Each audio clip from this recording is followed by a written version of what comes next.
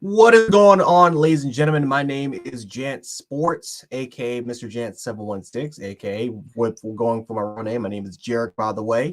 For those who don't know me, for the most part, I make YouTube content, pretty much general sports content. But today's gonna be a little bit of a special day, a little bit of a short stream, nothing too special. And like I said, NFL Sunday is going on, so I'm not gonna really disturb you guys that much about it. But a lot of things I still, yesterday we had a great live stream. A lot of people was able to come. A lot of people was able to do their thing. And definitely appreciate a lot of you guys for coming in. Jordan Davis already see you in the stream. Appreciate you, brother, for stopping by. I'm not going to take too much of you guys' time, but I do want to ask you guys just a couple things. I want to ask you guys. Number one, make sure to hit the like button, share the stream, subscribe if you guys possibly can. Like I said, we're gonna try to go for that affiliate if we possibly can. So like I said, doing that is definitely going to be helping you guys a lot. But another thing too, I don't care if you're not a Bama fan, because again, you could be a Georgia fan, LSU fan, Clemson fan. I don't care what fan base you're from. I want you guys to join in the party as well. Another thing I want you guys to do, follow me on Twitter. Follow me at Jant716 at Twitter. You guys can interact with me a lot. I'm also going to try to start up spaces. I think that's like the more popular thing that I think a lot more people do. So I might try to do more things of that in that nature. By the way, spaces are funny. So that's kind of one thing that I want you to do. Follow me on Twitter, Jant716. The link is below the description. So definitely make sure to follow me on Twitter. But another thing, the most important thing I want you guys to do is you guys can see it. You guys can see on the trinket. I want to start a trend, guys. I want to see if we can try to get it going tonight. I want to see if we can get it going. Hashtag fire Pete Golding and hashtag fire Bill O'Brien. Fire Bill O'Brien, fire Bill, fire Golding. Let's get that going. I don't care if you're not a Bama fan. You can join in the fun as well. These two guys by far have to go. No question about it. So yes, guys, fire Bill, fire Golding, whether if it's on Instagram, TikTok, Twitter, Reddit, I don't care what you guys have to do. Let's make it happen, because I cannot stand another week, another night with Pete Golding and Bill O'Brien as our coordinators. Cannot stand them. So let's try to get that going if we possibly can. Yes, citrus. I mean, like I said, we'll be fine. We'll be fine. Nothing's. Nothing. It's not the end of the world. Like I said, I've seen 6 national titles, but the standard is national championship. That's the standard, and we're not. And like I said, we're not really used to being in this position. And like I said before, we don't want to be in we don't want to go in that direction. We see ourselves going in that direction. We don't want to be in that direction, and that's why I think changes need to come. There's no doubt about it that Bill O'Brien and Pete Golding need to be fired, or at least let go, whatever it is. But you know what's funny? Because Funny Man actually made a tweet about this. This is something I actually kind of thought about. It's actually really concerning that normally programs would literally go to Alabama by the end of the year or even during the season, and they'll go after coaches like during the season, and they may pluck some away. It happened with Steve Sarkisian with Texas. It happened with Lane Kiffin during the season with Ole Miss, to a point where he decided to not even coach in the national title game because he wanted to point his attention and focus to Ole Miss. So we've seen Mike Locksley took the job literally during the national title game against Maryland. We've seen coaches get plunked away. I mean, for the most part, they also call Alabama coaching you because of how many times coaches that are fired or coaches have these horrible pasts, and they come to the University of Alabama. They stay there for about a year or two and they go. Notice how not one program in the country is calling up Pete Golding or calling up Bill O'Brien. That's how you know we're actually in a serious issue. That is how you know that we're actually kind of in a crisis. The fact that no one is calling up to get either of our assistant coaches, that's more of a bad thing, and that's kind of more of a concern, because that kind of tells me that these two guys may stick around. Maybe Nick Saban's at a point of his career where maybe Nick Saban's kind of thinking to himself, I don't want to be in this position where I have to hire coaches every year or every couple of years. I want to try to garner stability. But the problem is that these two guys, these two coaches are guys that are breaking the mold. They're breaking everything that Nick Saban is standing for. They're breaking the standard, which is the University of Alabama and what we normally usually do. And so that's kind of, it's like you're in love with it. It's like a toxic chick, man. You're in love with that toxic, that hot toxic girl, super, super hot, but the relationship is toxic, but you don't want to leave that relationship. That's what it feels like. It honestly is a toxic relationship between Nick Saban and Pete Golding and Bill O'Brien. And until Nick Saban says enough is enough, the relationship is going to continue to be toxic. The program is going to continue to be they're going to continue to spread that toxicity all throughout the program, and we're not going to go anywhere. So yes, guys, I'm going to do my part. Hashtag fire Pete Golding, fire Bill O'Brien, whatever we have to do, we got to make that happen. We got to make that happen. And like I said, Georgia fans, LSU fans, if you guys could kindly, please offer your assistance to your siblings and help us make these changes. Hashtag fire Saban. Listen, man, that's not, unfortunately, that hashtag is not going to work. You know what's funny, Citrus? That there actually was like a trending hashtag of fire Saban after we lost to, I want to say not LSU. I think it was Clemson. Yeah, it was Clemson after that national title game, and it was actually like it was actually trending on Twitter of hashtag fire Saban. So you're not too far off with that trend.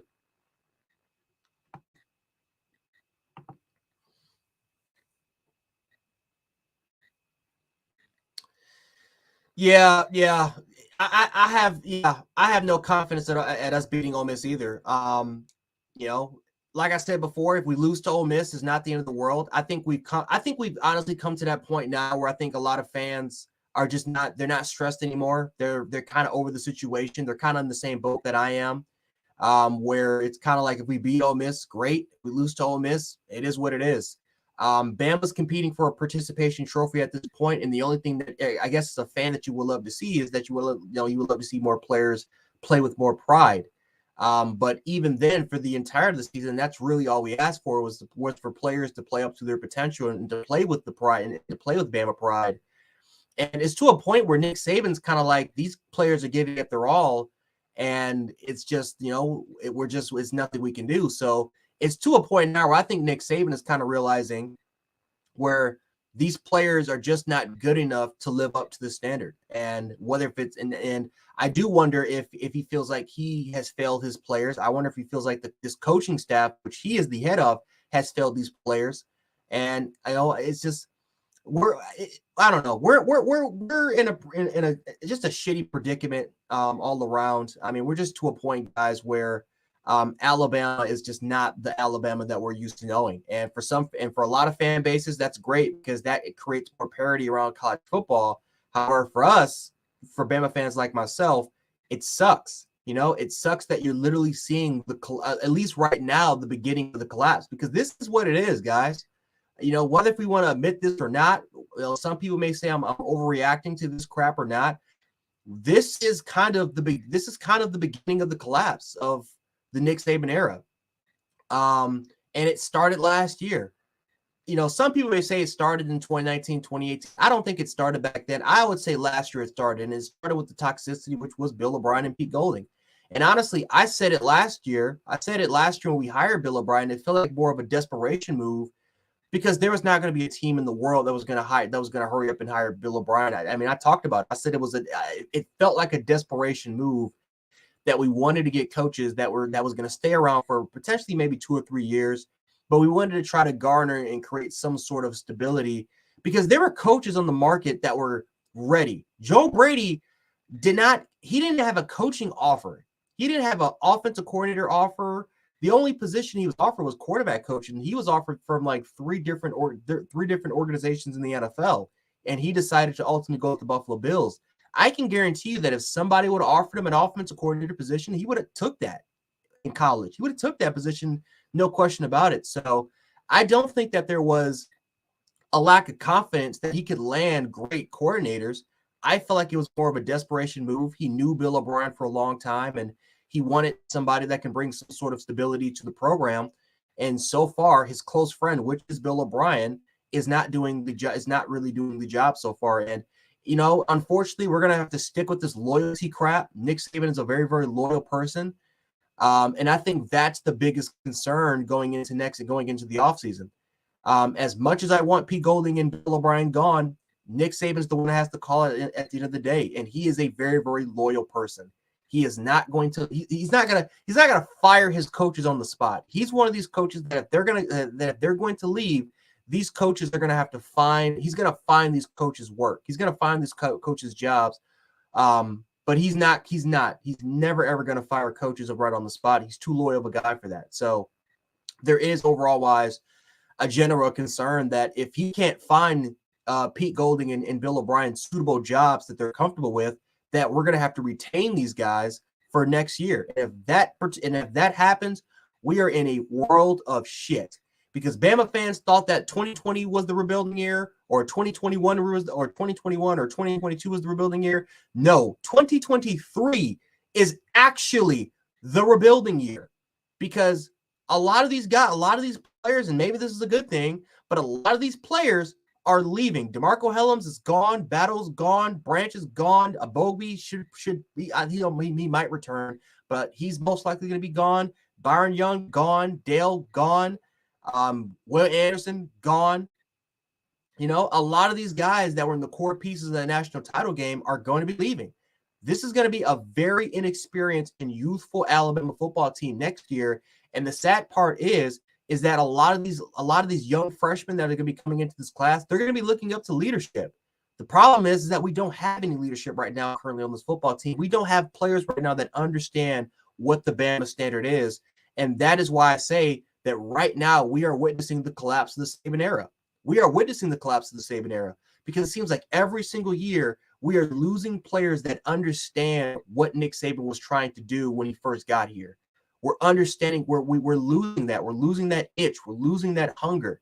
What I saw from the Georgia Bulldogs, and it's crazy because it wasn't the seniors and the juniors that were pretty much checking players on the sidelines or yelling at other players on the sidelines. These were I saw freshmen and sophomore players checking the seniors, checking them. Like, it's rare to see that happen, but I saw a bunch of freshmen and sophomores from Georgia checking the seniors, like they were a part of the national championship experience. Like, it's crazy. But that's just like that's what we used to be. And it's like, it feels like it honestly, I will say this, for any LSU fans that are in the chat, I understand exactly how you guys feel, because when I look at Georgia, it's like I'm looking at a mirror and I'm seeing a direct reflection of what our program used to be. Right? When LSU took a look at Bama for all those years during that losing streak, LSU was in the same position that Alabama is in right now currently. Tons of talented football players. Right? A lot of these guys are going to get drafted. Competitive games with Alabama, but never really had the ability to finish. Underwhelming seasons where they're competing for either New Year's Six bowl games or just regular bowl games that no one really cared about. Right? It was pretty much damn near a decade of just underachieving. That's what it feels like right now. We totally underachieved. And the sad part is that this could definitely correlate to next season, because I'm not confident at all next season, especially if you bring back coordinators like Bill O'Brien and Pete Golding back into the fold, because Nick Saban wants to rely on his stubbornness and loyalty.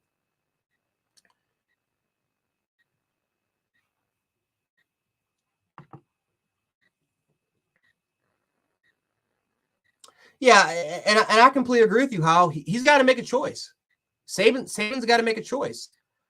He's really got to think about, what do I want, right? Do I want to rely on loyalty, or do I want to rely on trying to build up the program?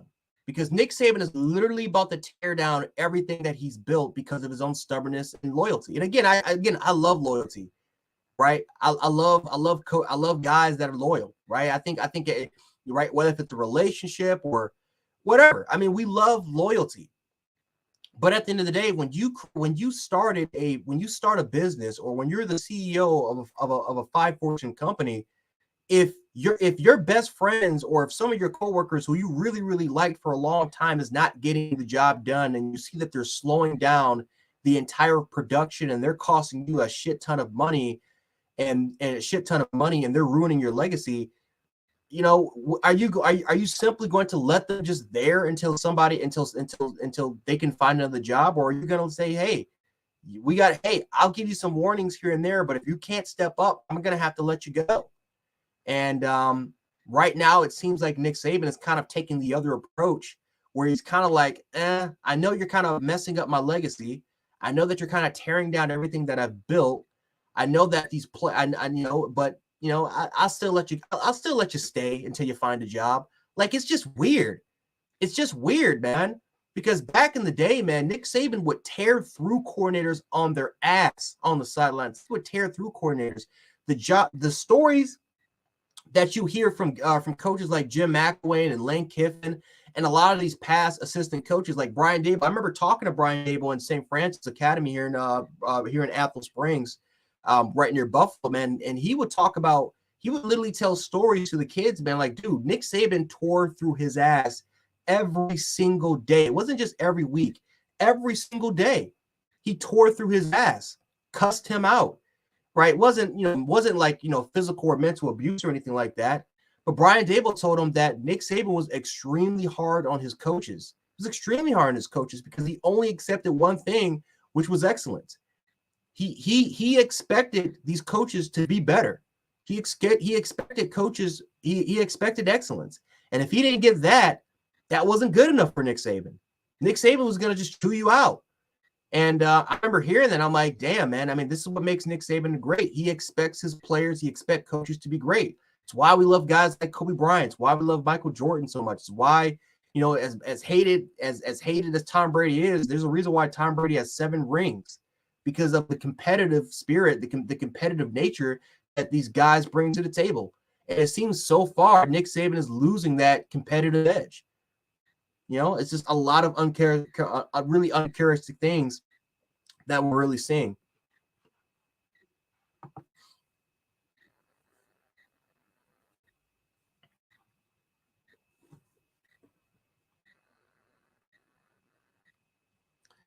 Yeah, I completely listen. I'm not one to blame about the modern science and the crap and stuff like that. Listen, Georgia is doing the same crap. Georgia's dealing with the same issues, and they're dealing with the same crap that we've been dealing with. I mean, Georgia. I mean, listen. I mean, people may blame the NILs, the NIL crap, or the transfer portal, and the modern day science of what we were able to get with our strength and conditioning coaches. But Georgia's dealing with the same thing. Georgia's using modern science in their strength and conditioning. They're in the same era as NIL and transfer portal. I mean, look at Georgia. They're literally, again, it's like looking at a reflection of what our program used to be. You know what the difference between Georgia and Alabama right now is that they have players that are not just competing for NIL deals and NIL contracts and to try to enhance their NFL stock. They're competing for national titles. They're trying to build themselves up. They're competing for each other. Because again, when you look at the talent discrepancy between Georgia and Alabama, it's like neck and neck. They both, I mean, it's the two most talented teams in college football. But you know what one difference is? One team acts like they have their lives, like they're playing, like their lives are on the line, and they're actually playing for one another, and they have unity and all the things that one program used to have. On the other one, it seems like it's just not there. Anxiety, just coaching failures. I mean, just a lot of really uncharacteristic things. And again, we're going to take a look. We're going to take a look back at this Alabama football squadron, and it's going to be the most disappointing Alabama squadron that we've ever seen, because this team had the experience. This team had it all as far as when you took a look at the experience of veteran players that were on that national championship team and that started heavily played against Ohio State. Again, granted, it was a COVID championship, whatever, it is what it is. But they were there. They were there around players like Landon Dickerson and Mac Jones and Jalen Waddle and Mechie and Devontae Smith and what he was able to do, Najee Harris, like these, I mean, Patrick Surtain, Christian Barmore, and again, not the greatest players in Alabama school history, but a lot of these players, they were around there. They knew what the standard was. And it's just, I don't know, it's crazy, man. Like, this is one of the weirdest, I would say, Bama teams, I think, one of the weirdest teams, I think, period, that we've ever seen. Because typically when you have a lot of experience that comes from these championship teams, and these were impactful players, it's not like these were scrubs. These were impactful players, and the immediate dip off from that year compared to this is just appalling.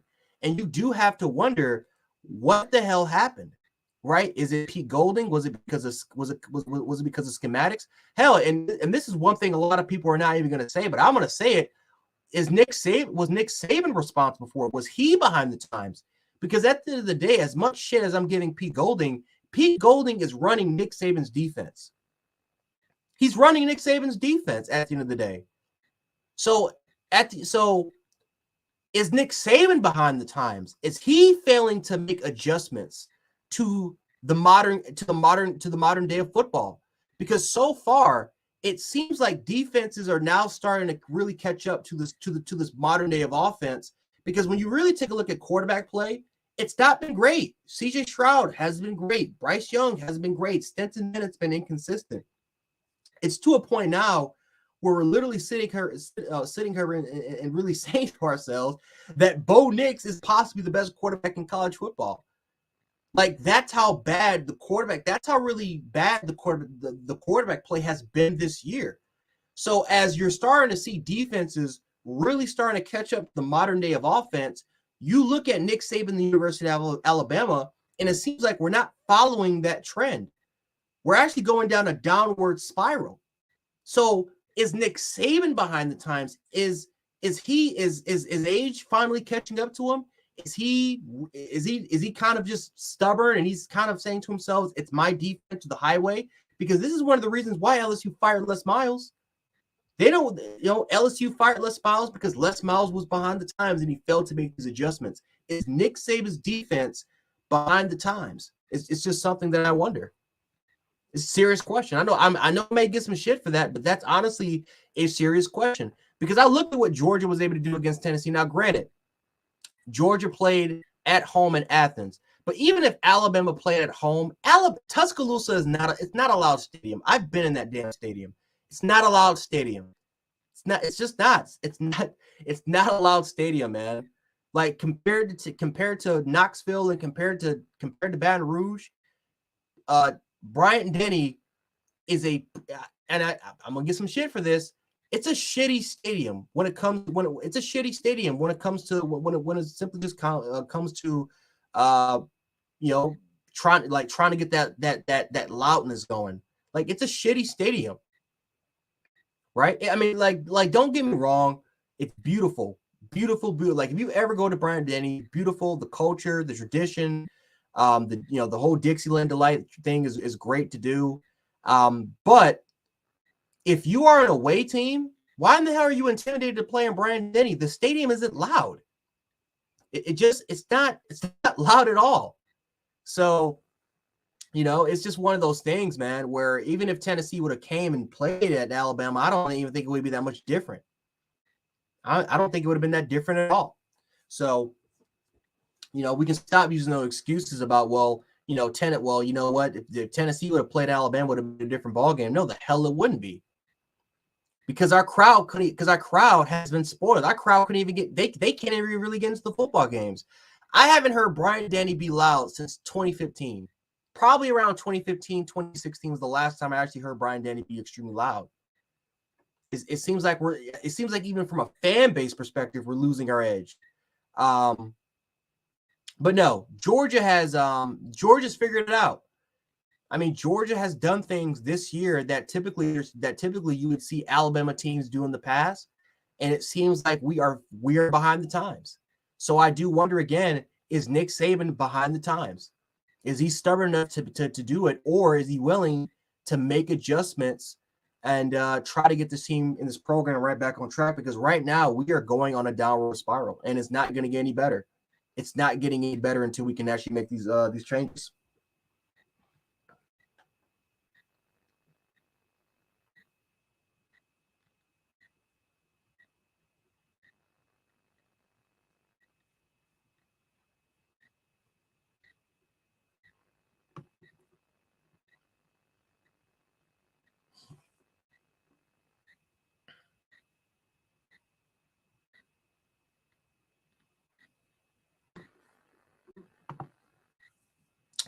Fly. I don't think it's gonna hurt recruiting that much. I feel like if a player, I feel like if players make decommitments, I don't think it's going to be because of results of what's going on with the regular season. I think it's just going to be. I think it's just because other teams are really kind of cashing in the moment. I mean, it happens every year. I mean, even last year when we've seen the past. Even when Bama was winning a bunch of football games that they were competing for national titles, players would decommit during the season and go to other programs. So, it's all about recruiters. It's all about recruiters just kind of staying in and they're making their pitches and they're just doing a great job of really trying to go ahead and flip a kid. I mean, it is what it is. Caleb Downs, I mean, it's for what we've seen, guys. Ohio State, they're pressing extremely hard for Caleb Downs. They want him really badly. But we're going to fight hard. We want Caleb Downs extremely badly because guess what? Caleb Downs has a great opportunity to play as a true freshman right off the gate. And I think, again, at Ohio State, he has a great opportunity to play the true freshman. He is, from what I've seen from Caleb Downs, man, he's looking like a generational talent at his position. And it's a position of need that we truly need because safety has been a tough spot. Whether if he's going to be star or whether if he's going to be at one of those safety roles, he is going to be a guy that I think he's going to be playing as a true freshman. So, I think if there's one guy that will leave from this class, it could be Caleb Downs. It could be some other players too. Maybe one of the quarterbacks potentially leave now that we got a commitment from our junior class. But I don't think that overall wise, our record is going to overall affect this class. If anything, I think it may actually enhance it. It actually may make us a little bit better in recruiting because now you can make promises and saying, listen, a lot of these guys are going to be gone. We're looking for players that believe in the Bama standard. A lot of these guys don't have that right now. We believe, we want you. We want you in there because we believe that you're an alpha. We believe that you have the potential of being that next dog. And we would like for you to kind of come in there and try to help reestablish what our culture is.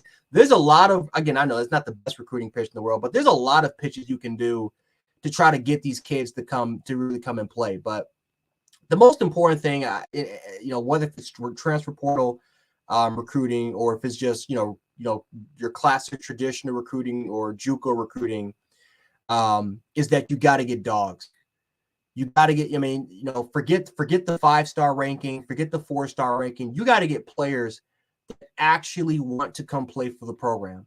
They don't just want to come there simply because that, you don't want to recruit kids because they want to get there because of the brand recognition and how they can just get, all the way to the NFL. You want kids that grew up watching Alabama. You want kids that want to be a part of the program and to want to try to be a part of the next, and to be in line of enhancing the legacy of Alabama. Again, I just listening to former players, man, about just why they decided to come to Alabama. It's a lot different now compared to when kids want to come to Alabama. Kids want to come to Alabama now because it's all about them. And I can't really blame them because now we're in the age where players can get NIL contracts and all sorts of sponsorships, and it is what it is. And when you get to Alabama, you're going to get a fat check when you come to Alabama. That's just how it is. But it seems like players, it seems like recruits that used to come to Alabama, it was literally all about pride. It was all because they wanted to be a part of the machine. They wanted to try to enhance the legacy of the dynasty. And it's now players don't really care about that anymore. It's just all about them. It's different breed. So I don't care if it's a 2-star or 1-star. I don't care if it's a no-star. I want players that I want dogs, man. I want guys that can be leaders and that can be huge voices in the locker room. But it is what it is. We're just gonna have to find out and see about that. Roll Tide, and rise up, man. Roll Tide, brother. Like I said, man, tough week for a lot of us Alabama fans, but we are here trying to grieve. I know a lot of dog fans, they're going to take advantage of this opportunity, which, again, it is what it is when it comes to them. But, yeah, man, definitely a tough pill to swallow. Tough pill to swallow, man. But we're all here. We're all sticking with our Alabama Crimson Tide. We got to get ready for Ole Miss. But I'm going to be honest with you guys. I can, if we lose that game, I am not going to get mad, and I'm not going to get stressed out. I'm not going to lie. It is what it is when it comes to that, man. But yeah, Road Tide for you guys. G Bama boy, long time subscriber. Road Tide for real, man. Road Tide to you guys as well.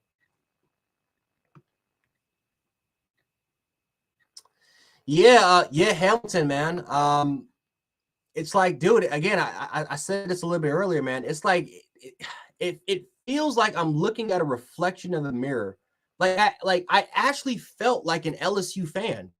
Like LSU, when they took a look at Bama for all those years, it's like they were looking at a reflection of what they should be, because that's what LSU should have been with Nick Saban if he would have stayed. And when they took a look at Bama, it's like, damn, why we should have been in that position. And in a way, it developed this hatred and developed a rivalry, which is, one of the best in college football. But now when you take a look at Georgia, it's kind of like right now we're looking at a mirror of what we were.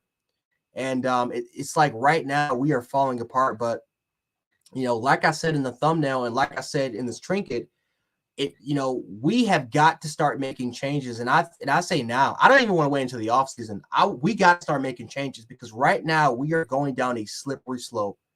We are literally going in that direction where I think the dynasty could potentially end. Because because Bama's going to get 10. I can guarantee this, guys. Bama's going to get at least 10 players drafted to the NFL. As much as we crap on DeMarco Hellams, a team is going to pick him up. They're going to draft him. Brian Branch is going to get drafted. Battle's going to get drafted. A lot of our defensive linemen are going to get drafted. Some of our linebackers will definitely get drafted. Henry T, thank God he's going to get drafted. But the problem is that when you leave a lot of those players, when a lot of those players are gone, now all of a sudden you bring in a new freshman class and they're going to look to leadership. And from a leadership standpoint, the only people that they can see that can show them what the standard are pretty much going to be the backup players that have never even seen the field. Maybe that they, again, and some of these players were a part of that national title team, but they weren't starting. They were either on special teams, they were doing something else. So a lot of those true veteran players, a lot of those starters, guys that understand what the Bama standard is, they're gone. They're out the door. And so from a leadership standpoint, we talk about a lack of leadership for this year. Imagine what it's going to look like next year, because now you're really going to see a team that's going to be reliant on its youth, and it's going to be reliant on pretty much a lot of these young guys to, in a way, kind of figure it out themselves. Because a lot of these guys that are on this roster, they can't even figure it out right now. So next year, man, I am more worried about next year than I am, focusing more currently on this season, because next year, as talented as it is, you look at Texas A&M, which are full of 5 and 4 stars right now. They're 3 and 6, and a big reason why they're 3 and 6 is because they have no leadership on the squadron. They have no leaders. It's complete chaos right now over there in that program, and that is the number one fear right now. And a lot of people say, well, that's not going to happen because Nick Saban is potentially there. Well, guess what? It's happening right now with Nick Saban right now. What are players doing after the game? Immediately on social media, Instagram lives, and on Twitter, they're on Snapchat. They're not, like we just lost to LSU, and what happened is players are tweeting, talking about, it's like they have no emotion. It's like they have no care in the world about the loss. It's crazy. Again, I'm not going to name a player, but man, you got players tweeting about Yellowstone. Now, granted, Yellowstone's a hell of a damn show, but my God, you just lost to LSU, and the first thing you tweet about is Yellowstone. I love Kevin Costner, man, but damn, you just lost, and the first thing you're gonna think about, literally 20 minutes after the game is over, oh, I can't wait to get home and binge watch Yellowstone. Really? It's like that's the type of stuff that we're talking about right there, man. Just a lack of hunger, lack of leadership on this football squadron. It is what it is.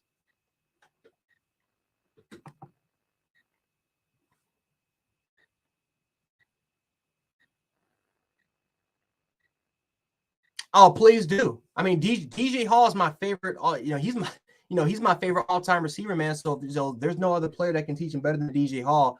Listen, and Bama fans, definitely, again, reply if you definitely agree with me on this, or maybe again, if you have a disagreement on this, definitely let me know about this. I honestly believe that I think a lot of our coaches, whether if it's position or even coordinator wise, I think should be former players that have played under Nick Saban and that have a great understanding of what the Bama standard and what the Saban mentality actually is. Like DeMeco Ryans coaches for the San Francisco 49ers. I would love for him to become a defensive coordinator for the University of Alabama. A former Alabama great, a former Alabama legend linebacker, DeMeco Ryans, a guy that understands what it takes to win, a guy that understands what it takes to be on the low end. Because remember, he was there during the low ends for the Bama years. DJ Hall was there for the low ends for the Bama years. I would love for these players that understands what it takes to play for the university that was not a part of the glamour and the limelights. It was literally all about playing for pride. And I would love for DJ Hall to potentially become a positional coach or just a guy, because I know Terrell Owens, he actually did this for Alabama back in 2017, where all year round he was working with the kids. I would love for former players to just go ahead, talk to the kids, work with the guys. We need some sort of leadership, something that can potentially help us out, because next year we need leadership. So maybe having a lot of these older guys come in and to really kind of teach these guys, I think that may be a great thing for us.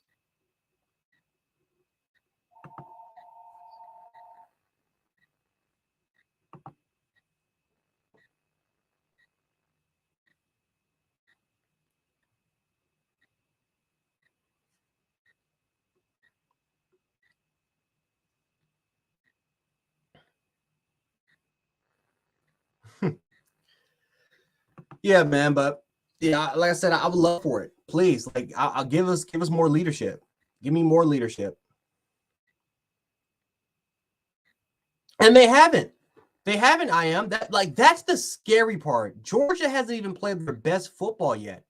And when you look at us, it's crazy because Georgia's floor is still better than Alabama's. It's still better than Alabama's high.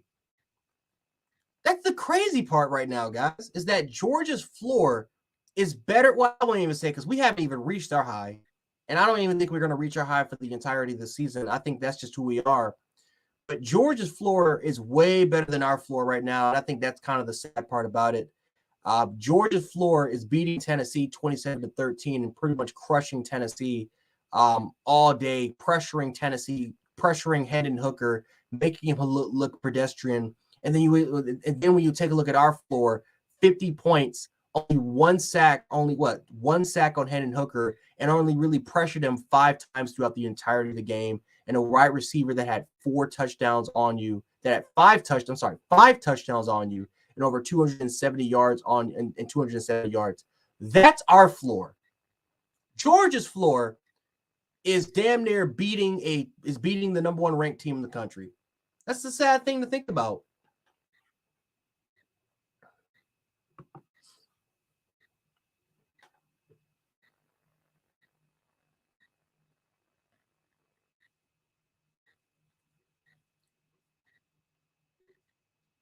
But it is what it is.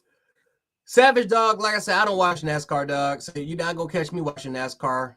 I watch hockey. I watch hockey and I do some other things, but you ain't gonna be catching me watching NASCAR. I've never watched NASCAR ever in my life. Like, I know who Jimmy Johnson and some of these other guys are, but I don't, Richard Hamilton. Like, I know Hamilton, but I don't know. NASCAR is just boring. I can't watch cars go around for like 100 laps. Like, it's just boring. Yeah, Keith Jones, you make a great point. Keith. Jordan Battle he hasn't been anywhere. And the funny part is, I'm glad you brought this up. Alabama is one of, I think they're not dead last, but they're definitely in the lower bottom 10 in the country when it comes to takeaways. Bama has barely had any takeaways for the entirety of the season. I think the last time we actually genuinely had a takeaway was the Vanderbilt game. I think the Vanderbilt game was the last time we actually had a interception. Like, guys, we're not getting interceptions. We're barely causing any fumbles. I mean, we're simply just playing piss poor defense. Not piss poor defense, but we're not generating the amount of turnovers that we're accustomed to seeing. And that's just kind of part of it. Now, again, again, if we were undefeated or maybe if we would have won against LSU, I think it still would be conversation, but it wouldn't be that big of a deal because we're still in the race. But now that the season's over and we have to go back and reflect, yeah, that's actually that's definitely a concern. And, the fact that we couldn't take the fact that we are one of the worst teams in the country when it comes to takeaways, and a lot of these guys are going to be gone next year, and you're expecting an improvement in that category. Again, that just in a way solidifies my concern that Bama is going to take another step back, because if you're expecting Bama to be better than what they were last year, I'm sorry, to be better than what they were this year, I don't see it. Like, I think right now we haven't even reached our lowest point. And I think that is the scary part about this. I think that's the scary part going into next year, is that a lot of these guys that at least were a part of that national title team are gone, and they're leaving, and they're kind of leaving the program for a bunch of kids that have no idea of what the Bama standard actually is. And that's really scary. I think the lack of takeaways could potentially transition to what we could potentially see next season. It's kind of scary.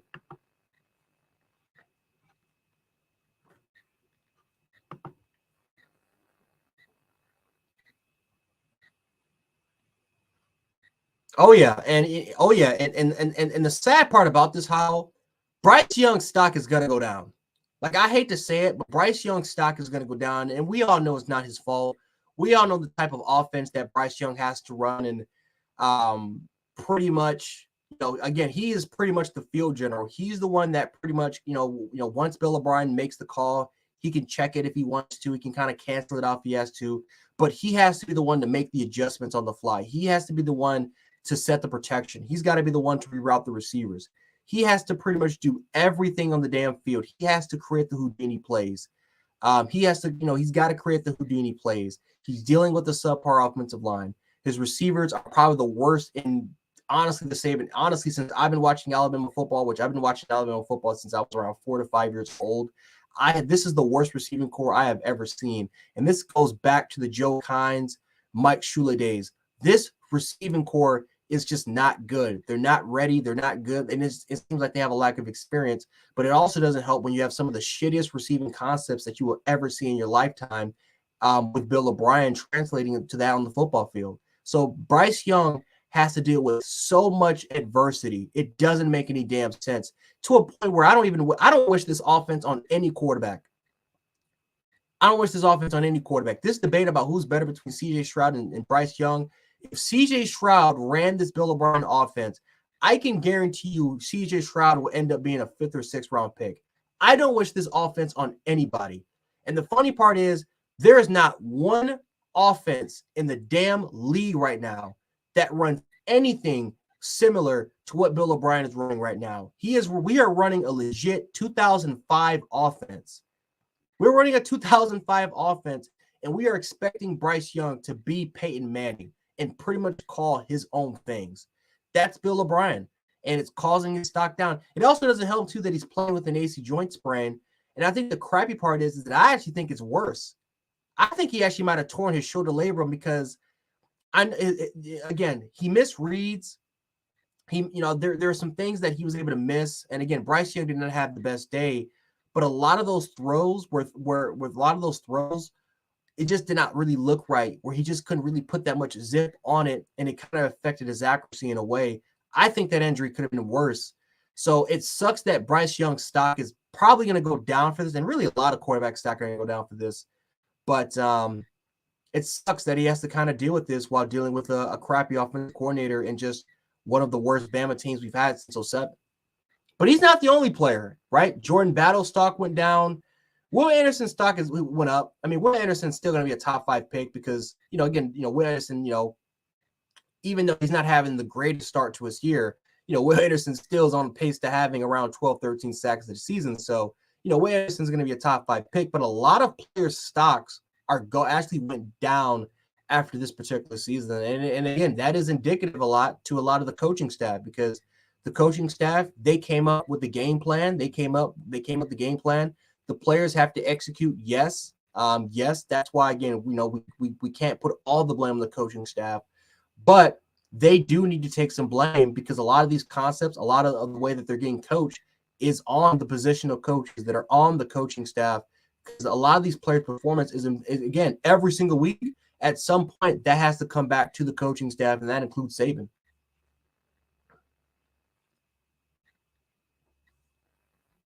Yeah, G Bama boy, and that's why in another way that affects Bryce. I think that affects Bryce too, is because the fact that he only took like 20 to 25 snaps the entire week. So yeah, that's gonna mess up the chemistry. But just watching him kind of throw and just the way how that shoulder, it just seems like it's affecting his accuracy. It's like his stock is gonna go down. And now again, he's gonna be a first round pick. There's no question about it. But there's going to be a lot more questions after the season's over, because number one, there's going to be questions about his height. He's not 6 feet. I stood next to Bryce Young back in LA, back in California. I stood right next to him.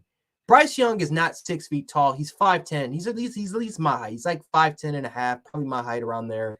Maybe a little bit smaller, actually, because, again, he's got a big head, so maybe a little bit smaller. But he's 5'10". He's 100. He's like 100. He got buffed now, so now he's like 185 pounds. He's like 5'10". He's 185 pounds. So he's gonna have that height issue going into the NFL. There's gonna be questions about his height and how that affects his accuracy, and then there's gonna be questions about durability. There's gonna be questions about his durability. There's going to be questions about the misreads, that the constant reads that he's kind of been missing, and just some of the inconsistent games that he's kind of been having. Like, there's going to be a lot more questions about Bryce Young, whether or not he can play at a high level in the NFL, which is worthy of a top 10 pick. And it's a sad thing, man, because I do think he can play at a high level. I do think a lot of the circumstances that he's going against is just not really in his favor. I mean, injuries do happen to any quarterback, to anybody in the league. But the one thing he can't help playing in this crappy offense to a point where he is another offensive coordinator. That's something that he can't help. He can't help his receivers can't get any separation. He can't help that the concepts are horrible. A lot of the stuff he can't help, and he has to go with the flow. And unfortunately, that's just something that's probably going to hurt his stock.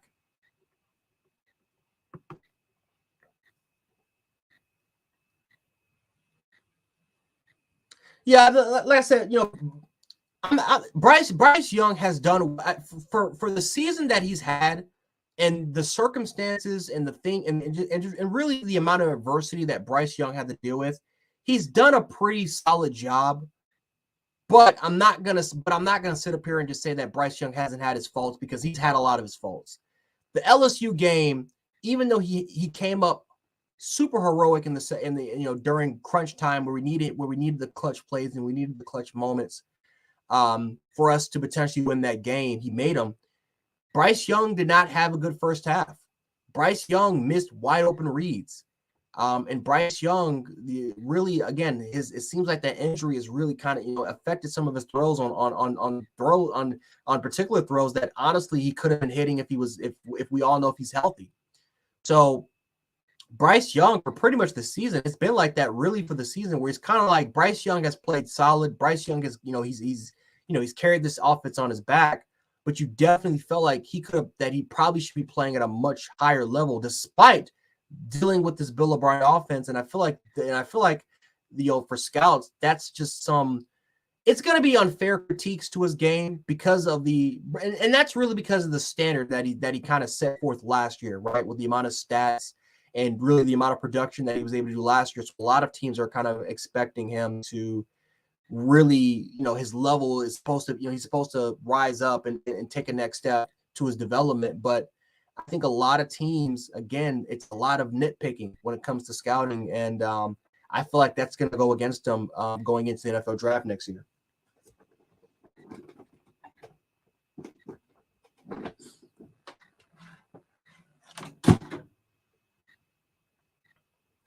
Yeah, I mean, like I said, if there's one thing to take away from Bryce Young and pretty much his accomplishments of what he was able to do for this, what he was able to do for Bama, it's the fact that he got a Heisman. right? He cemented his legacy as far as winning a Heisman Trophy. It sucks that as a starting quarterback, he's going to leave without winning a national title, but he did accomplish something that no other Bama quarterback has ever done, and that's win a Heisman Trophy, and it was rightfully deserved. So it sucks for Bryce, but at the end of the day, his career is already cemented. I mean, Tua as a star. I mean, Tua. I'm not gonna sit up. I would say for a full stretch season, Tua never won a national championship. Again, he came in the second half and he started the second half. He won it, but he didn't start that full game. You can probably make the argument that Tua never won it as a full starter. Bryce Young never won it as a full starter when it was his turn. But it's just unfortunate even more for Bryce because at least with Tua had the weapons. Tua had Sarkisian, he had Loxley, and he had 4 first-round receivers, and he had really two great offensive lines. But unfortunately, injuries, and then of course that 2019 national title game was just not a good game for him. But pretty much injuries kind of derailed his career at Bama. Bryce Young, for the most part, what derailed his career was Bill O'Brien, and it was pretty much the coordinators. It was the coaching job. It was pretty much the coaching job, honestly, that kind of derailed his career. And that's kind of the shitty part about all this.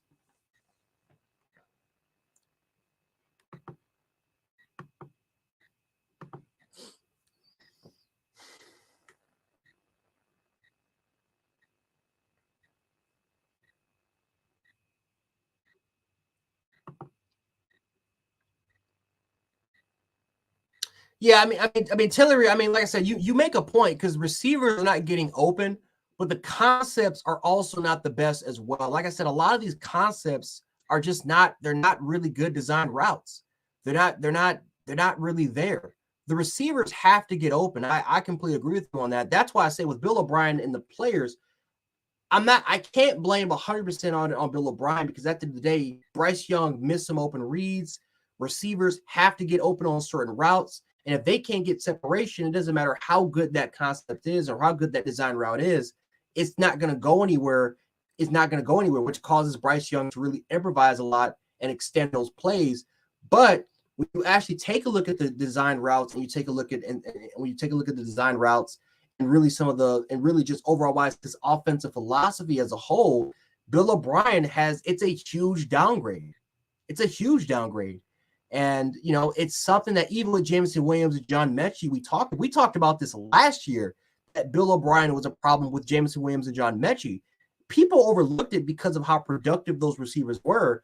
But a lot of the bad stuff was hidden because we had a vertical game, which was Jameson Williams, of how he was able to pretty much be a threat going over the top, while John Mechie was simply that reliable blanket receiver, that reliable blanket receiver with Latu, with Bolden, guys that can cover up space, where Jameson Williams was that one deep threat that would absolutely annihilate the deep third.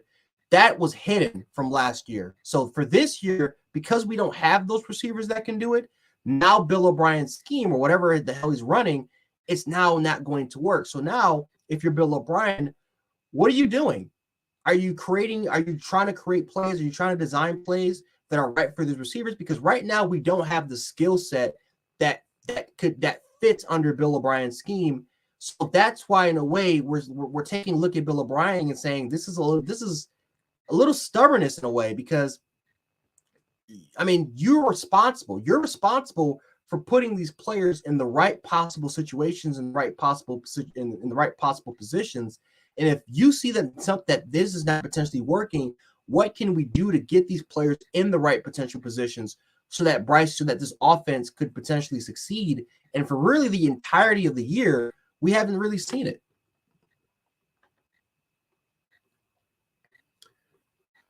Absolutely. Yep. PG, you are around the money, man. And like I said, man, shout out to PG Show. Shout out to the PG Show. Check out his channel, man. He delivers some phenomenal content. Check out the PG Show, man. Phenomenal content creator, man. Definitely check him out. But no, PG, you are right, brother. Fire Bill O'Brien. For the love of God, I am sick and tired of him.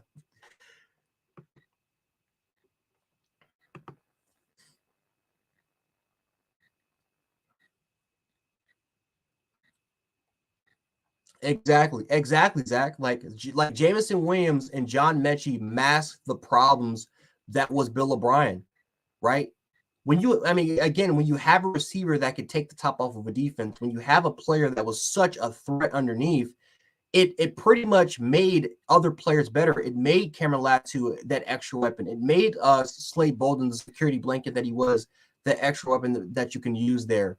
And that's how the offense was able to get rolling. Now that we don't have that vertical threat, you're now in a way starting to kind of see this offense in a way just get exposed. And it's been happening like this all year round. The fact that we didn't take any vertical threats, the fact that pretty much for the entirety of the year, we haven't really even taken that many chances to go vertical should tell you really all you need to know. And the funny part is that we were nothing but we were nothing but vertical routes every single play, but never takes those shots because Bryce Young either has to improvise or always trying to find the underneath or potentially maybe trying to get that crossing route in there. But again, guys, no jet sweeps. I mean, we got a bunch of fast players, maybe not guys that is going to tear you up vertically, but we have guys that are extremely quick.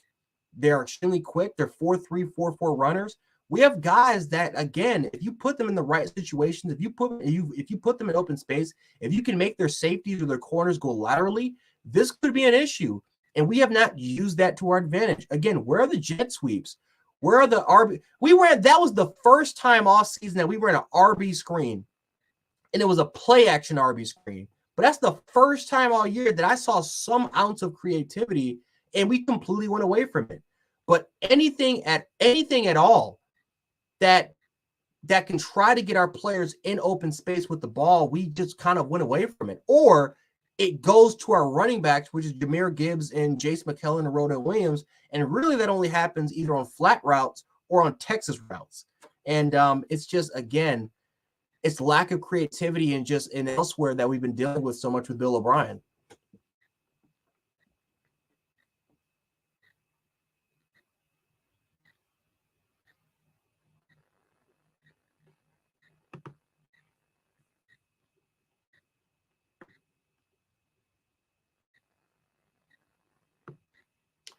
I think they're going to play against Ohio State. I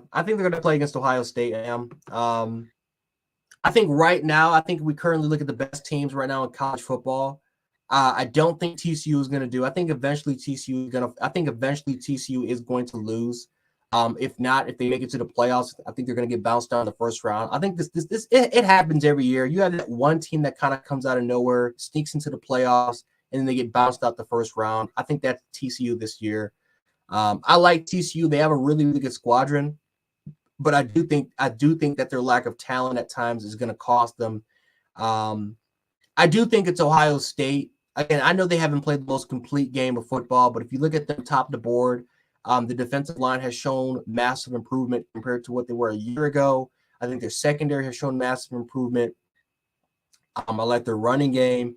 If Jackson Smith and Jigba can get healthy, that adds to another weapon with Emeka Egbuka and Marvin Harrison Jr., who's been a complete, absolute freak. They have a dynamic running duo with Myron Williams and Trayvon Henderson. They have a really, really good coaching staff and a creative play designer, which is Ryan Day.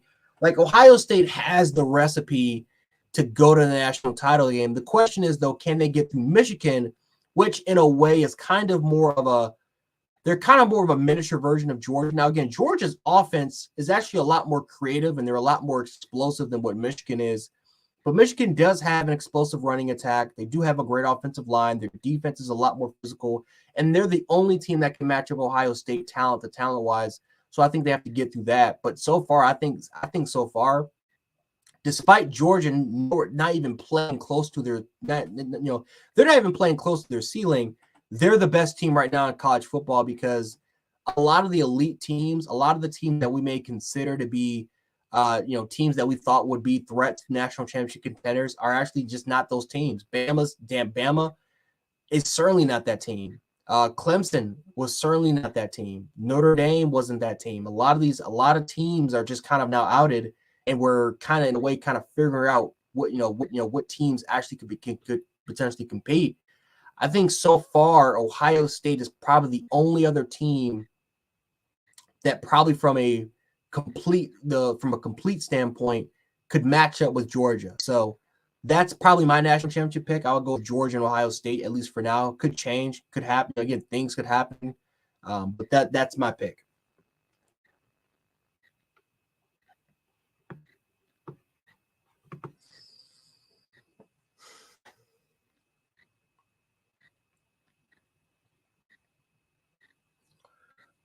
Best pass defense. I probably would go with best pass defense. I think it's Georgia. Only because their safety play has been great. The best pass rush in college football, believe it or not, it's actually Pittsburgh. I think Pittsburgh's pass rush has been relentless all year round.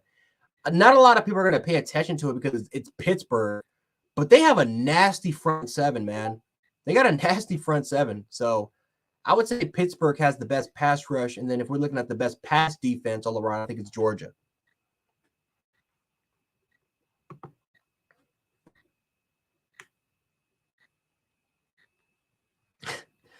Yeah, man. Listen, I would love to have Jimmy Pruitt. I mean, I don't think Jimmy Pruitt is coaching for anybody right now. So yeah, I would love to have Jimmy Pruitt. I honestly, like I said, the reason why we hired Golding, the reason why we hired a guy like Bill O'Brien is because we wanted guys that understands the Nick Saban philosophy. We wanted a guy in Pete Golding that he knows. The reason why Nick Saban kept Pete Golding for all this time was because he believed confidently that if anybody can run his defense, it was going to be Pete Golding. And really, the only other defensive coordinator that have ran Nick Saban's defense to a T has been Jeremy Pruitt. Now, who knows? Maybe Nick Saban was afraid that if Jeremy Pruitt was hired, that he was going to leave as soon as he got a coaching opportunity. I'm not too sure because Jeremy Pruitt was kind of ran out the door at Tennessee. So who knows? But it's interesting. It's interesting. I would love to have Jimmy Pruitt, a guy that really understands, he knows how to run Nick Saban's defense, but I don't know. Is he willing to take that chance? And if he is, how long is he going to stay? Because I do think at some point we do got to look at commitment, right? We are tired of getting coordinators that are only there for about a year and then they go elsewhere and we have to repeat the process. So that's why Pete Golding has been there for a long time. Now, for Bill O'Brien's case, I don't know why he was even there after last year. But again, if there's any coordinator that's going to be fired, as much as I want both of them to go, the reality of the situation is that if one of them does leave, it's going to be it's going to be Bill O'Brien. Pete Golding's going to stay because Pete Golding believes that he's not ready to be a head coach yet. He wants to stay and learn as much as possible, and he's extreme. That's one thing I'll give Pete Golding credit for. He's loyal as all hell because he got offered a lot of coaching jobs after that 2020 national championship, and he didn't even take it. He decided to stay because he felt like he wasn't ready for it, and he needed a lot, and he needed to grow and to learn from. So I'll give Pete Golding credit, man. He is one loyal dude, but loyalty is not getting us. It's not getting us anywhere so far.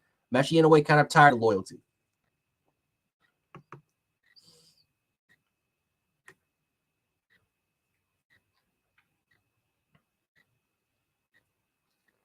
I won't even say we look like backyard football had more creativity than that.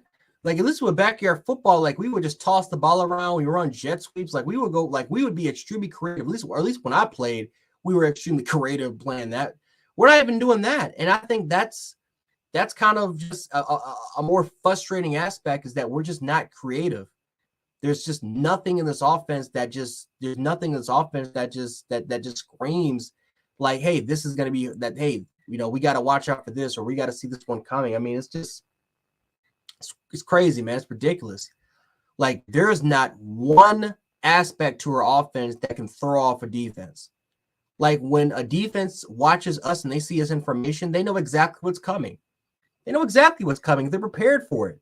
There's no sort of creativity within our offense that can throw off a defense. And in a way, I think you're giving Bill O'Brien a little bit too much credit for that because we're not even looking like backyard football for there. Pete Golding can recruit. Pete Golden can recruit, and that's one thing Bill O'Brien. That's one thing that Bill O'Brien has to figure out. He needs to figure out how to be a better recruiter. Pete Golding knows how to recruit his ass off. He's possibly the best recruiter right now in college football, if not top 5. But so far, a lot of those recruits, a lot of those, his recruiting skills is not translating to his coaching skills, and I feel like that is something that is, definitely going to be a concern.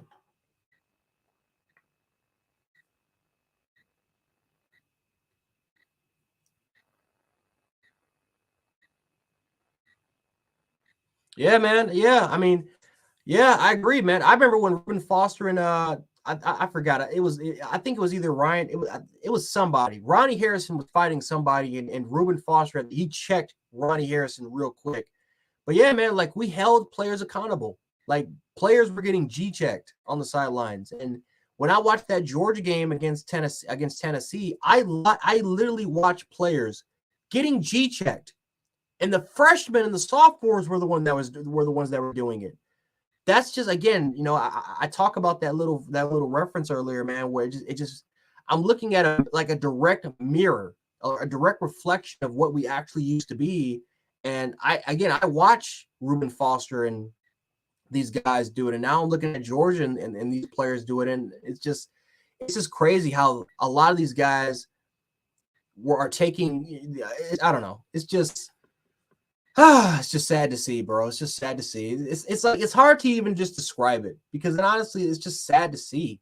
Sad to see. And this is coming from a veteran. Like, that's why it's so hard to just comprehend, is because these guys are veterans. These guys are leaders. These guys were players that played in that national championship game, not just on special teams, but on defense, offense.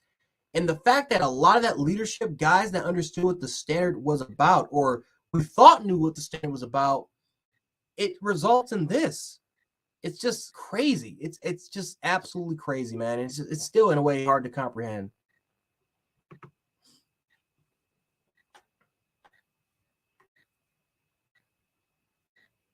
Henry T, dog, it's to a point where I'm kind of like, Henry T is just Henry T.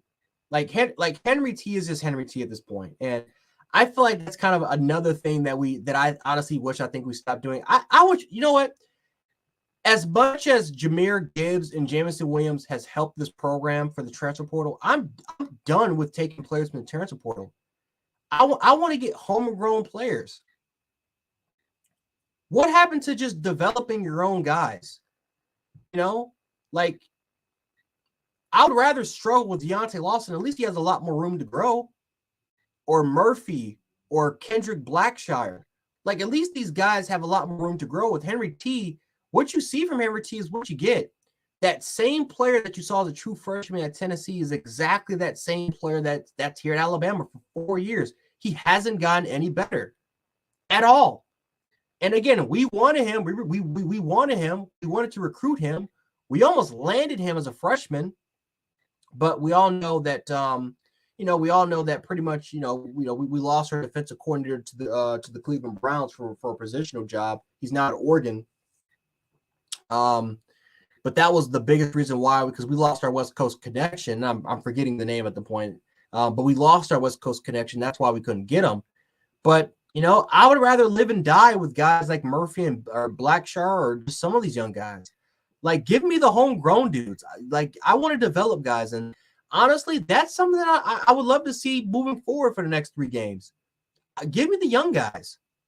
I want to see young players play, because at least I can see some sort of development, or I can see some things that they need to work on, but we can look at and hopefully they can develop on. A lot of these guys, we know what we're seeing. We know what we're getting. So now that we actually have nothing to play for, hell, give me the young guys. Tired of seeing Henry T, man, literally getting into the hole but not wrapping up. He's arm tackling. I'm tired of it. I would rather see a guy in Kendrick Blackshire learn from his mistakes, because I know he has a much higher ceiling than Henry T is. I know that Sean Murphy has a much higher ceiling than Henry T does. I know that Jihad Campbell has a much higher ceiling than Henry T has. Give me the young guys and let's see what they're made out of.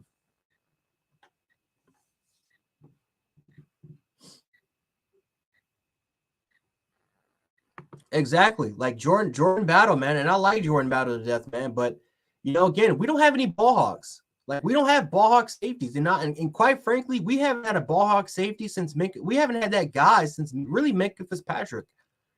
Minkah Fitzpatrick was the last ball hawk safety that we had. Malachi Moore looked like he was on his way, but Malachi Moore it's kind of like he's lost his touch. But we haven't had that guy since Minkah Fitzpatrick. I would love to have ball hawk guys. Like, give me that ball hawk safety, man. So it's like in a way, I'm glad that the players are leaving because now that a lot of our issues that we've been having over the last 2 to 3 years, and just hoping that with the experience they're gonna get better. Now that's out the door. But at the same time, I get so afraid, man, because now now we're getting our wish. Now freshmen, sophomore players and a lot of the players that have never played, they're now going to get their opportunity, or they're now forced to step into that role and get their opportunity. So it's like I'm happy, but I'm afraid at the same time, man. But it's just tough.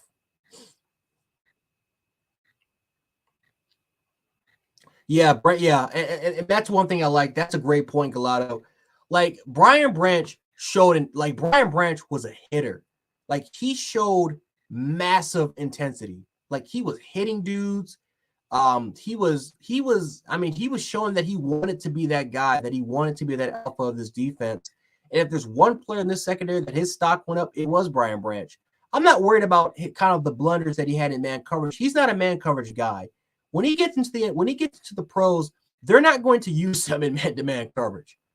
But Brian Branch, as far as what he brings, as far as just his aggressiveness, as far as what he brings, as far as just kind of his ruthlessness in the box, he is going to be an excellent safety in the NFL. So that's one guy that I say his stock definitely took a huge rise up. Definitely was Brian Branch. I thought he had a pretty solid game against LSU. And really all around, right, he's had a solid season.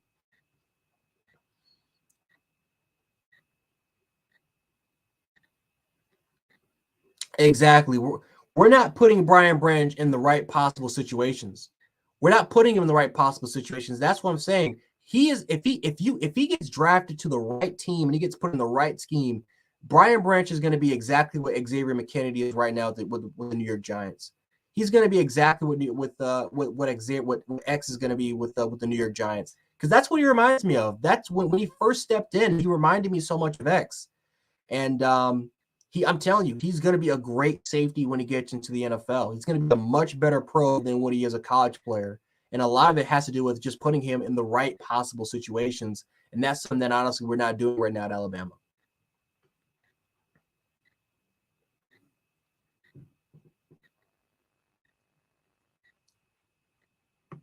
And that's a fair point.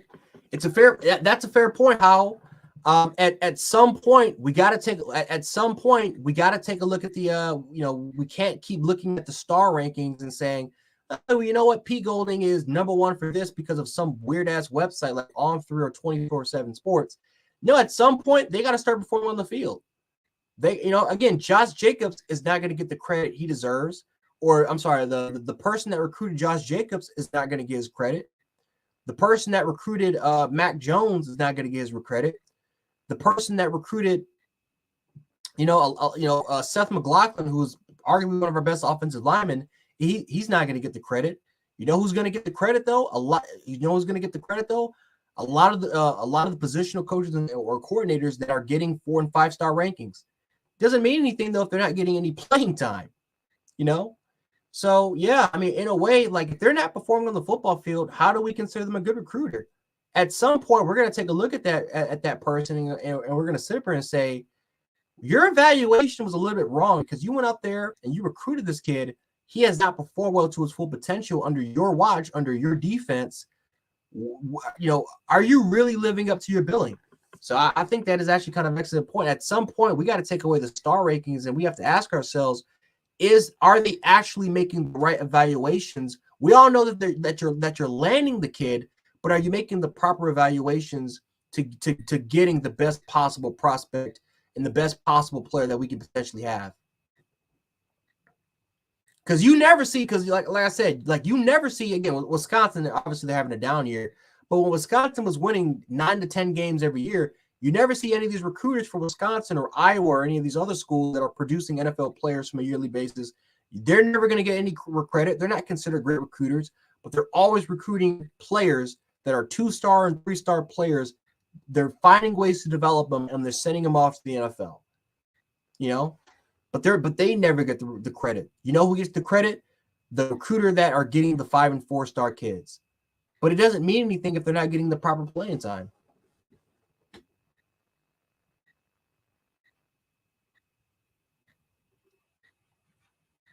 And I hope not, man. But then, you know what, that doesn't seem so far off, to be honest with you.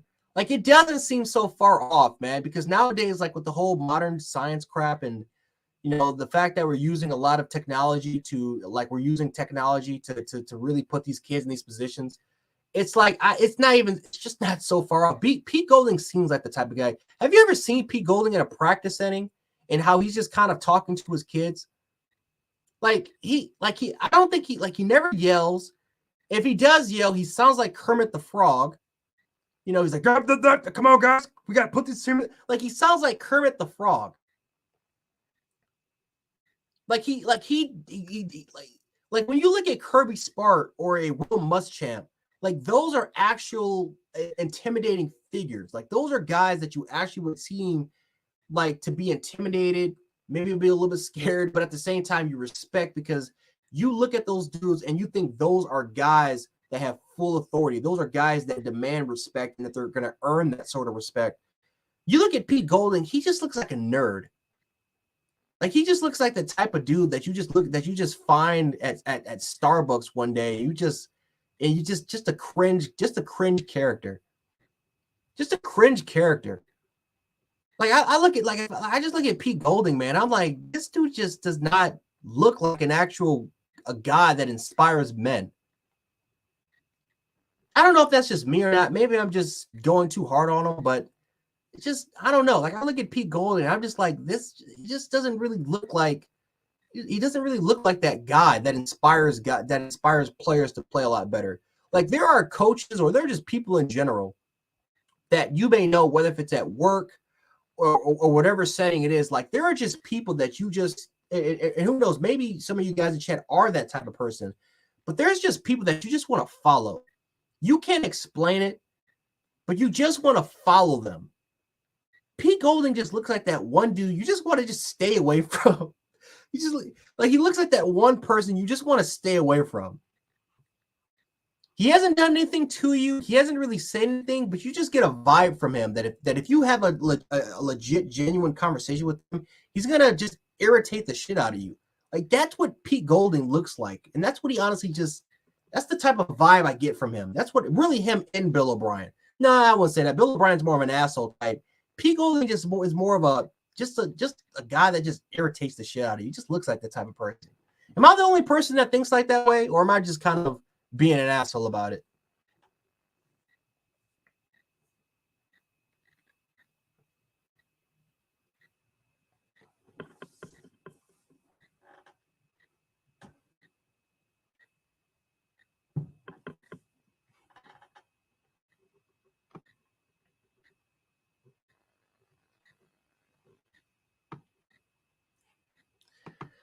Scott, I'm going to ask you a question.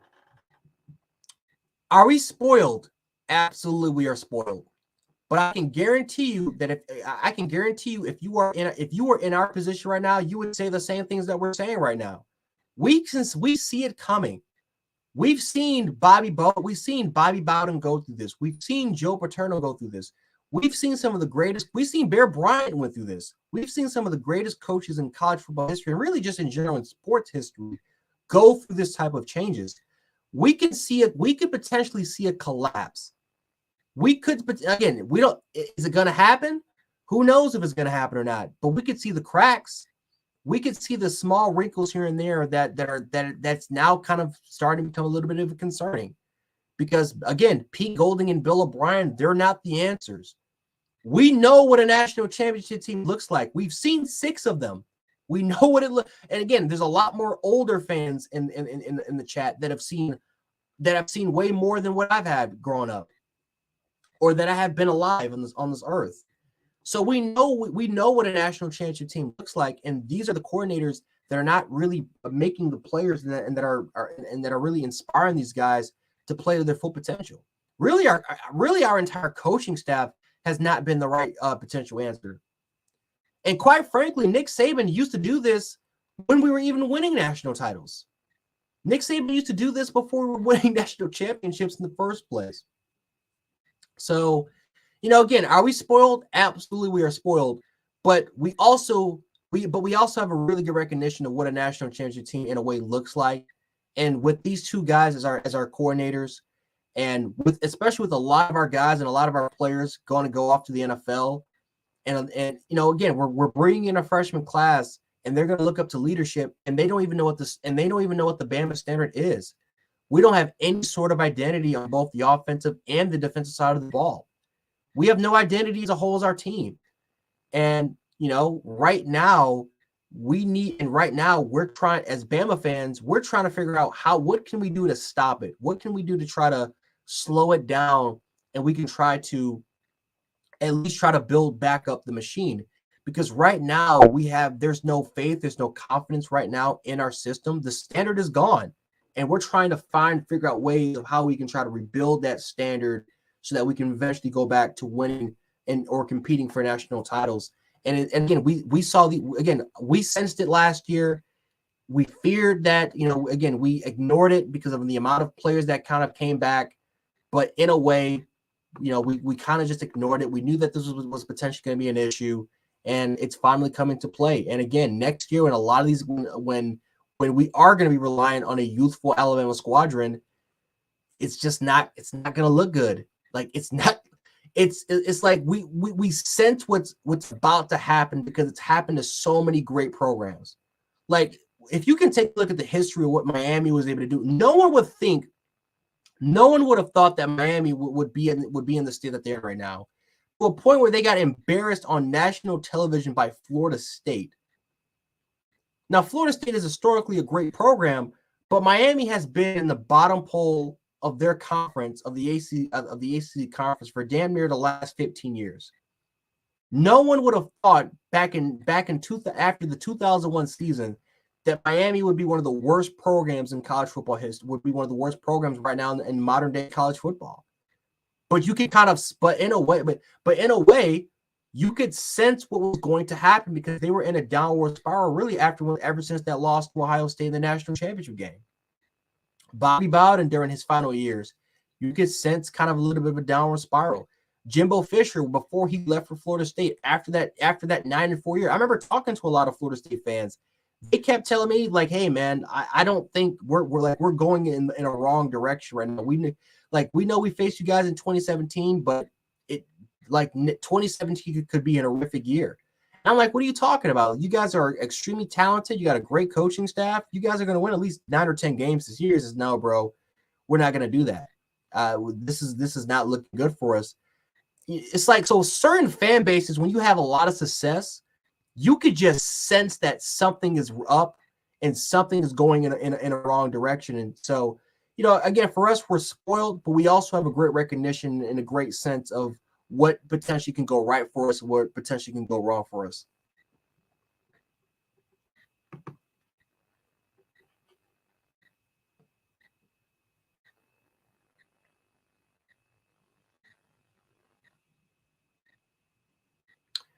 But here's the thing about this, Scott. We haven't put up that many points.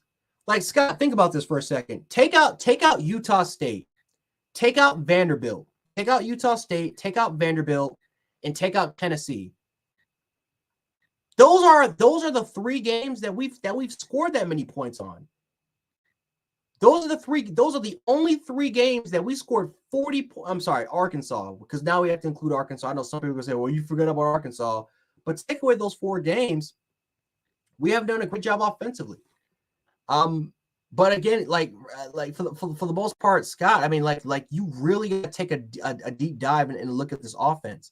We have a lack of commitment to the running attack. We have our wide receiver concepts are simply pedestrian at best. And for the and again, like think about this: 21 yards rushing against Mississippi State. You know, for the we scored 30 points on an average Mississippi State team. We scored 24 points on pretty much an average A&M defense. And then for the most part, like think about this for a second. LSU has been giving up around 17 to 18 points per game in the first half. We were able to only score 6 points in the first half against freaking LSU. And the fact of the matter is that this offense is so reliant on Bryce Young, because the offense is really reliant on Bryce Young, and it's so reliant on Jahmyr Gibbs, that for the most part, Bryce Young has really had to improvise, because a lot of the broken plays and a lot of the heroics that he has to make, like people don't understand how good. But again, as much as scouts want to crap on Bryce Young, and a lot of people want to say, well, Bryce Young is not a great quarterback. College football nerds, shout out to you guys. Not a great college football quarterback. Not a lot of people understand what Bryce Young has to deal with as far as from an offensive standpoint, from pretty not just a schematic standpoint, but from a personnel standpoint, and pretty much how much he has to improvise just to make this offense work. Like it's kind of like we saw from last year. Alabama scored a lot of points last year. Alabama had one of the best offenses in the country last year, but we saw the issues. We saw some of the potential issues that Alabama faced last year with their offense. And in a way, we saw it. We saw the mistakes that Alabama pretty much made, but because it was masked because of Jameson Williams and John Mechie, we kind of forgot about the issue. We didn't really see it until this year when we actually have no vertical game. Like Scott, we have no vertical game. When was the last time we had a touchdown? When was the last time we scored a touchdown that was for like around 50 to 60 yards? I can't name one time. I mean, I think Isaiah Bond was the closest one where we had like around a 42-yard pass play. We have no vertical attack. We have a lack of commitment to the running game. We don't use our tight ends. We don't use our tight ends effectively and efficiently enough. A lot of our design routes are just not.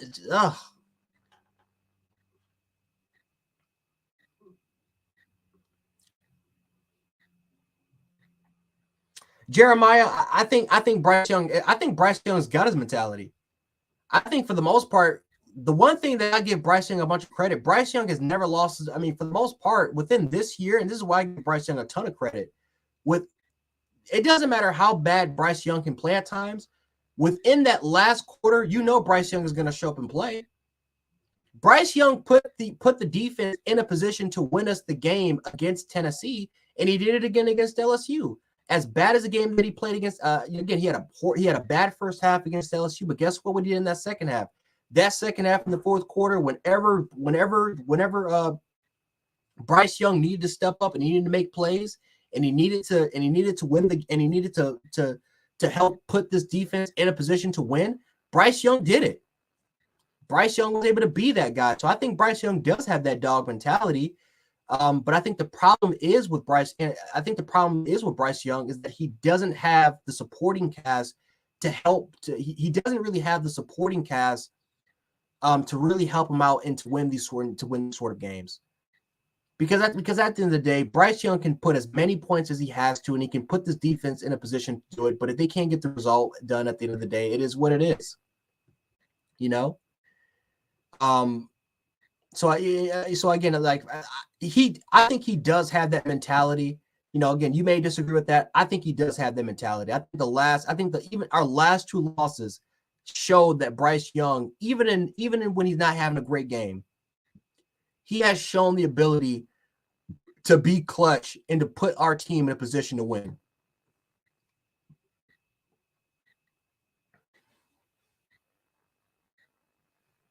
Now, I agree with you on that. Jeremiah. AJ McCarron talked a lot of shit. Like AJ McCarron was one of those dudes on the sideline, and if you didn't play right, he was going to pretty much tear your ass a new one. AJ McCarron was a shit talker. Bryce Young is more of a he's quiet. So I get your point there. So if that was you were talking about, then I think I have to agree with you. But that's Bryce Young he's quiet. Like he's a quiet dude, man. He's not gonna talk a lot of trash. But no, McCarron was a shit talker. And Blake Sims was kind of the same thing too. Blake Sims talked shit. Jalen Hurts, as quiet as he looks, as quiet as he was during his interviews, man, on the sideline, man, he was G-checking a lot of dudes as a freshman and as a sophomore. Yeah, Bryce Young simply doesn't really got it. Mac Jones, Daddy Mac Dog, talked a lot of shit too. Bryce Young is one of those guys that he kind of lets his play talk on the field more than he does kind of just, G-checking a lot of guys. But yeah, he doesn't really have that type of mentality. But I think that from an on-field perspective, he does have that type of mentality where he is putting his teams at the right possible positions. He, at the clutchest moments, he has been that guy. Yeah. So yeah. I get what you're saying, Jeremiah. Like he's not that shit talker that that McCarron was. McCarron would talk shit, and he would do it right in front of your face. And unless you were Barrett Jones, where you literally just shove him on live television, boy, oh boy, oh boy. I mean, and he was a quarterback too, so you know what I'm saying, he was protective. And boy, McCarron would talk trash if you weren't performing, man. And in a way, like I said, it made players become better. It made players kind of want to rise up and say, listen, I got to shut this dude up. The only way I can shut this dude up, man, is either I punch him in the face, or I go out there and I actually go out there and put the team on my back. So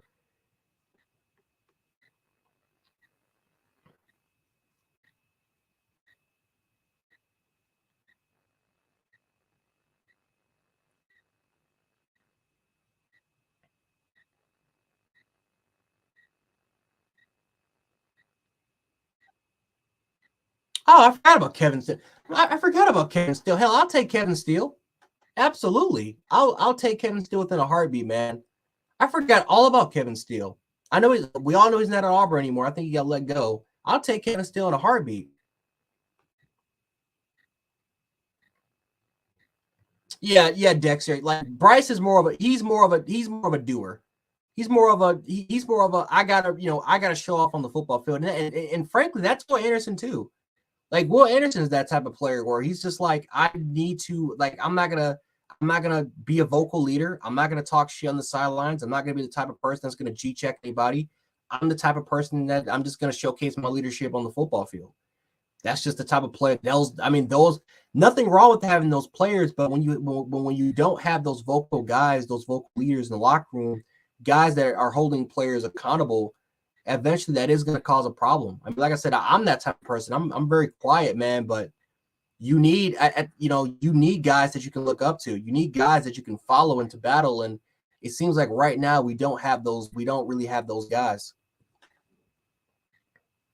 And quite frankly, for next year, if you're relying on a lot of the backup players to be that, if they're not doing that now, it's kind of hard that we're expecting these guys to be that type, to be these type of leaders. Now, I mean, again, it's possible. It's quite frankly possible. But if we're not really seeing these players do it now, how do we expect these players that are on the bench to do that next year when we haven't shown any sort of ability to do that now?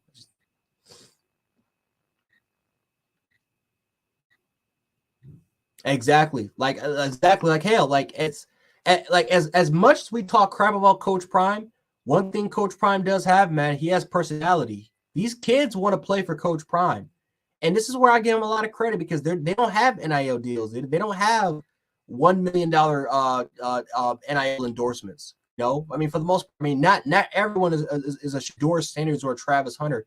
A lot of those guys are there because that's their last opportunity. And they want to get to the league, and that's their last shot. That's their last ticket, which is Jackson State. And they want to play for Deion Sanders. They want to go to a coach that can get them there. And, that's what we need, man. We need that. We need some sort of personality, which is why I'm accustomed to again, give me DJ Hall. Give me D'Amico Ryans. Give me some players that understand the Bama standard, or guys that have literally been through the ringer, which was early 2000s Alabama football, or was probation Bama football, or late or early 2000s Bama football, where we were barely winning anything. An Independence Bowl was considered a celebration. Guys that pretty much went through it in order for us to be in the position that we are in today.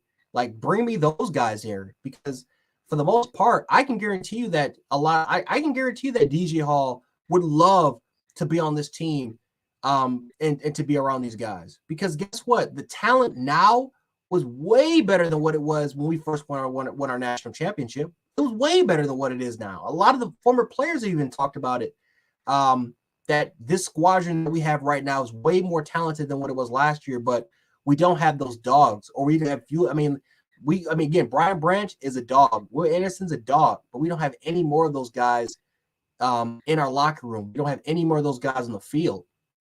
And that's the difference between those old school teams and what we have right now, is that we're missing those alpha males. We're missing those vocal leaders, those guys, those leaders.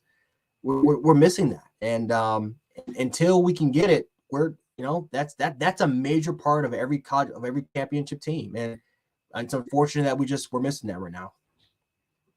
But my God, okay, so I haven't been paying attention to the comments, man. But like I said, you guys have been alpha males, right? A lot of you guys have been alpha males or alpha females. You guys are showing your love and support. 135 people in here, man. Definitely, especially because it's football Sunday, definitely appreciate support. But if you guys want to help out sooner, man, like I said, hit the like button, share the video, subscribe. We're trying to go for YouTube affiliate. So all this love and support you guys are showing is definitely going to help me out a long way. Again, follow me on Twitter. Link is below description, Gent716. I'm most active there. So if you guys want to have conversations with me more, or just talk regular football or just regular life stuff, definitely hit the link below. Follow me on Twitter, and we can get after it there. But yeah, man, like I said, it's football Sunday, man. So I definitely appreciate you guys for staying with me.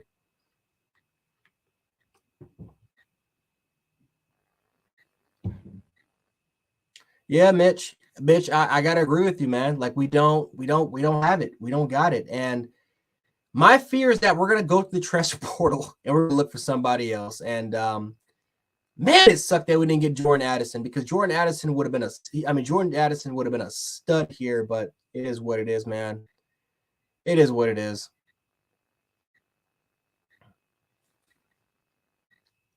Absolutely, Dexter Dog. Hashtag fire Bill. Hashtag fire Golding. We got to start the trend. Start the trend up. Let's get it going. Let's get it going. Let's get it going. Let's get this trend going, man, because we are sick and tired of Bill O'Brien and Bryce. And I almost said Bryce Young for a second. We are sick and tired of Bill O'Brien and Pete Golding as our coaches. They are ruining Alabama. They are ruining what the standard actually is.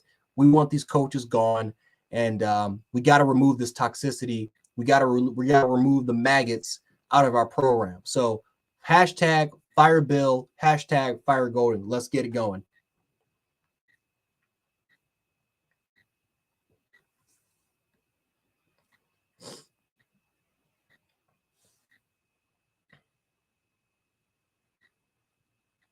Yeah, and you know what? Like I said, Tennessee. I mean, give credit where credit is due to Tennessee, man. I mean, Tennessee lost 40 scholarship players, a couple of years ago, and then you have to try to rebuild that extremely quickly with Josh Heupel. I mean, give credit where credit is due. Technically, Tennessee is still rebuilding, so he doesn't really have the players that he necessarily wants there yet, as far as bringing a full 2 or 3 cycle year of recruiting. So, Josh Heupel's still rebuilding. I mean, Nico, he's going to be the quarterback there pretty sooner or later. Tennessee is going to be a scary team. Maybe not next year, because I think next year when Hendon Hooker leaves and some of these other players leave, I think that's when Tennessee's going to – I don't think they're going to go back to winning 4 to 5 games, but they're definitely going to take a little bit of a step back. But I do believe that the future for 2024, 2025, and beyond that, that's something to look forward to. That's something, if I'm a Tennessee fan, I'm looking forward to that a lot more. but you now figured out that you now have a coach for the future. You now figured out that you have a program that has finally gained some finally gained some stability, and honestly, I'll be proud of that. I'll be proud of that from a Tennessee fan.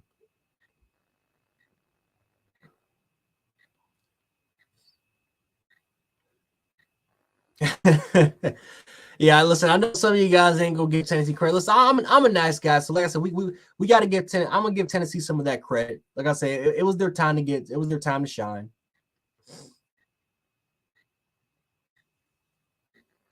Yeah, Huey, and the crappy part is that he's not a number one guy. I mean, it's clear as all day. He's more of a number two receiver, not a number one receiver. The number one receiving threat was supposed to be Jermaine Burton. Like that was our number one read guy, but because Jermaine Burton has not played at his best, and because you have to pair it up with Bill O'Brien, Ja'Cory Brooks has filled in that role as being the number one guy, and he's been the go-to guy that Bryce Young has looked for. And so it's sad because again, Ja'Cory Brooks is not a bad receiver, but he's in a role right now where he shouldn't even be. He shouldn't even be in that role right now. He's more of a number two guy, not a number one guy. And it sucks that a lot of people are going to blame him. And again, there's catches that he definitely should have made. But to be fair, Jermaine Burton was supposed to be that guy. He was supposed to be that number one threat. And he never has fulfilled any of his goals. I mean, Jermaine Burton has not played well at all this season at all. And, we had to force somebody that has stepped up, which has been Jermaine Burton at the receiving corps, to be in a position to fill in a role that he's not comfortable filling.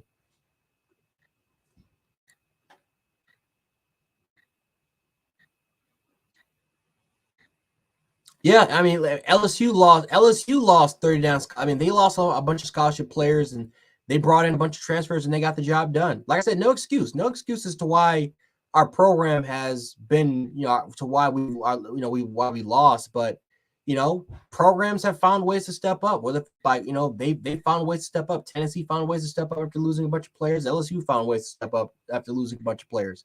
Bama has got to figure out a way to try to catch up. Otherwise, they're going to get left behind the dust. The future is looking bright for LSU, and the future is looking bright for a bunch of teams in the SEC. And it just seems like right now we're just going in that down. We're going backwards while a lot of teams they're going forwards. Hashtag free Kyrie. Yeah, Kyrie should never got suspended, man. I mean, come on, man. He should never got suspended. Yeah, Kyrie says some dumb things here and there, but I mean, that's not warranted of a suspension. 5-game suspension is just weird. But yeah, guys, I think I'm going to call it right here because I am starting to get a little bit hungry. So I think we'll call the stream right here, guys. But appreciate all you guys for stopping by. I wanted to do a quick live stream, but this is actually kind of turned into a long live stream. But yeah, guys, appreciate you guys so much for stopping by. Again, follow me on Twitter, Jan716, if you guys possibly can. Really, really appreciate you guys stopping over there. Hit the like button, sure to be able to subscribe, especially because again, we're trying to reach YouTube affiliate. So any sort of way of sharing the video, subscribing, is definitely going to come up a long way. And like I said, not the last time we'll be streaming. A lot more conversations about Bama football, more SC football, because like I said, we're not going to harp over this loss forever. So we'll talk more college football and other stuff that's going on there. We'll probably do a reaction to the rankings. But yeah, guys, thank you guys so much for stopping by. This is Jan Sports, and we'll catch you guys in the next one. Peace.